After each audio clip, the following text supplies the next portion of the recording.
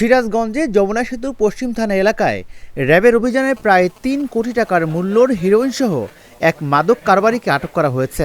রোববার রাতে যমুনা সেতু টোল প্লাজা এলাকায় অভিযান চালিয়ে 3 কেজি 90 গ্রাম হেরোইন সহ ইসমাইল হোসেনকে গ্রেফতার করে র্যাব 12।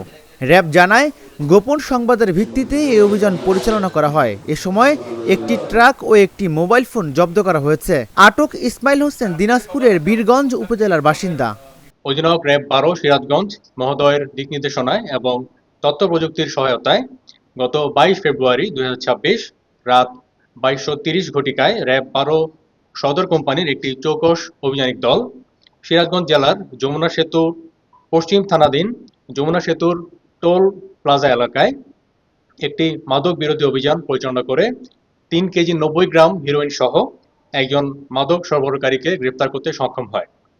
এছাড়াও তার সাথে থাকা মাদকদ্রব্য সরবরাহ করার কাজে ব্যবহৃত একটি ট্রাক এবং একটি মোবাইল ফোন জব্দ করা হয়।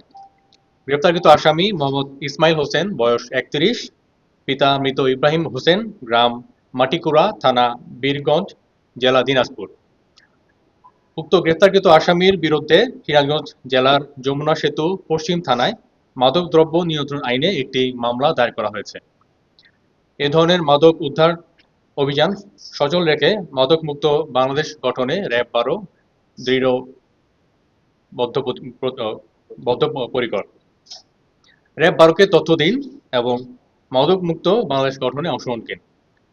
বাজার মূল্য প্রায় 3 কোটির মতো হতে পারে।